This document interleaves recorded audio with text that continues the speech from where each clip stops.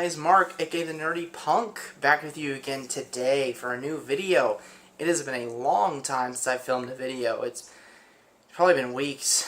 I filmed a couple videos recently, but I haven't uploaded anything in 3 weeks. And I really just haven't. I've either waited too long and they've been movie reviews, so it really wouldn't be, relevant for me to post a movie review 3 weeks late. School has just been crazy. It has been nuts. I've been so busy with everything. I haven't had time to do this, but I really want to get back to this because I love YouTube and I want to make a commitment to this. This is actually also the first video in the new place. I'm at my new house. I'm now living off campus. If you didn't know, I'm currently a college student. I'm almost finished. But yeah, I've now moved off campus. I was in a dorm the past couple of years, so now I have a house that I'm sharing with a couple other people. So, actually, I'm just going to kind of show you guys around the room real quick. This is my room here. It is a whole house, like I said. But yeah, we got Star Wars poster, Sports Illustrated, because I'm a guy. Really up here is kind of cool. That's my signed postcard of the Fratellis, the Scottish rock group. And then Harley Quinn over there, my disgusting bed that has not been made. And of course, American Idiot flag. Record player, which is in the whole media collection here, is in disarray right now. Record collection there. And I don't know if you saw, but what I'm going to be talking about tonight is on the floor right there as well. So let's go ahead and, oh yeah, the TV over there if you hadn't seen it already. Let's go ahead and talk about what this video is going to be about. If I can get the camera to stay. Thank you. Alright. So, I'm going to title this a vinyl update because I'm going to go through 3 records that I picked up recently that I haven't had time to show you guys yet.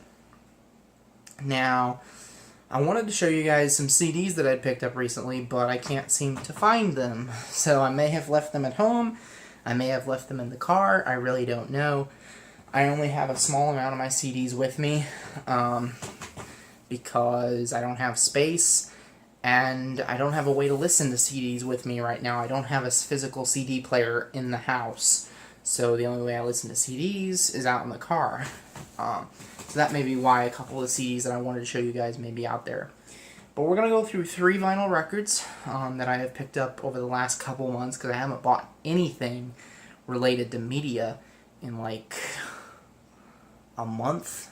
I think the only thing I've bought in the last month related to media is Deadpool 2, which I did an unboxing of. I haven't been media hunting in over a month. So, it's been crazy. I never go that long. I'm usually the guy that really wants to go out and buy more Blu-rays every 2 weeks or something. I have to hold myself off, but right now school is just nuts. So, I also did want to talk about a couple albums that have just been released as well. Not going to do full-length reviews, but I just want to kind of talk about a couple of them. So we're going to save that for the end of this video. First thing we're going to do is talk about some vinyl here. And the first album I'm going to go ahead and talk about here is Lost at 17 by Emily's Army. Emily's Army is the band that Swimmers originated in. These are the members of Swimmers. This was in their younger days. This was, of course, released when they were around the age of 17. I believe this is 2013 on Rise Recordings. This is also produced by Billy Joe Armstrong, if you can see the sticker there. Of course, his son, Joey, I want to say, is the drummer of this band. That's him right there. Pretty long track list. I thought this packaging was pretty cool, because not only do you get the record, but you also get the album on CD, which is pretty cool. So I guess there technically is a CD in this vinyl update. Comes with an insert that's pretty nice. I love this album. This is their best album when they were as Emily's Army, in my opinion. There's the labels, a nice glossy inner sleeve here. I've listened to this record multiple times. It's really nice. And this comes in on a smoky, dark red vinyl. So yeah, that's interesting. Really love this album. Like I said, I may play a quick song for you guys towards the end of this video, who knows. if I decide to put one in. But really underrated pop punk album right there. This is probably the only original like press I have in my collection that's from like the 80s, 70s, anything past that.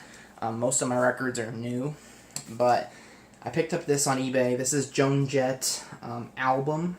The album is titled Album. This is a famous cover here.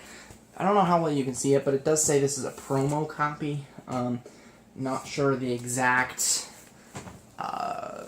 significance behind that, but anyway, I've really been getting into Joan Jett lately because I saw her in concert at Warped Tour this summer. The only Warped Tour show that she played was the one that I went to, which was awesome. I'm still starstruck that I saw Joan Jett in concert.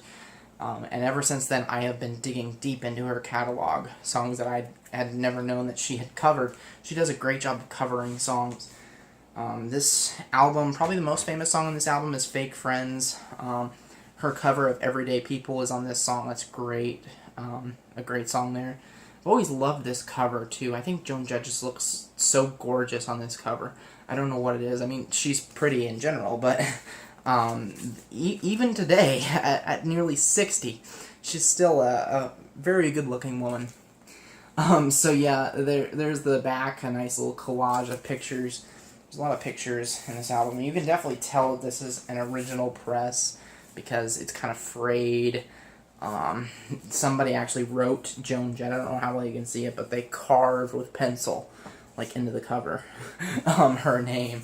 Which, not the greatest thing in the world as a collector, but you know, it's been loved. This record has been loved, and it plays well. So, there's a giant collage on the gatefold there. Only one record with this, but it does come with a gatefold. I need badly to get an inner sleeve for this album. You might be able to tell there's quite a bit of dust on this record, but again, it plays alright. So, there's the label. This is the generic MCA label, but it does have the Blackheart Records heart there. And there's that. So yeah, another really nice album. All these albums are great that I'm talking about tonight, but Joan Jett has definitely became a new obsession of mine. Always enjoyed her stuff, but definitely love it a lot more now that I've seen her live. That's kind of what I tend to do. I kind of tend to see bands live that I'm maybe not super familiar with, but I know a few of their songs, and then I'll get really into them. That's kind of how I became obsessed with Against Me. And that's actually, there's a story related to Against Me that I'm going to tell towards the end of this video. So stick around for that as well. But this is probably the coolest record I picked up lately. This is also the most expensive one. This ran me about $25. But I have Pinkerton by Weezer on vinyl. This is one of my favorite albums of all time. My CD copy got damaged, so I picked up this on vinyl here. Here's the track list. This is a special edition vinyl. This is a limited edition pressing. I can't remember the website that made this. I think it's... I should have done my research prior to this video. I think it's one of those vinyl websites where they'll like text you recommendations, and then you send in an order. And I don't know what it's called. I'll probably leave the link here in this video. But this is a special colored vinyl limited edition, which looks incredible. So yeah, there's the insert, which is basically the same that you get in a CD booklet, because the CD booklet's only like 2 pages. And there's the map on the back there that is actually on the inside of the CD underneath the tray. So let's take a look at this record here. Look at that. Beautiful snowy white marbled vinyl is what they call this. And it looks incredible in person. It's got the Geffen Records label right there. That's side 1. Yeah, a gorgeous looking record.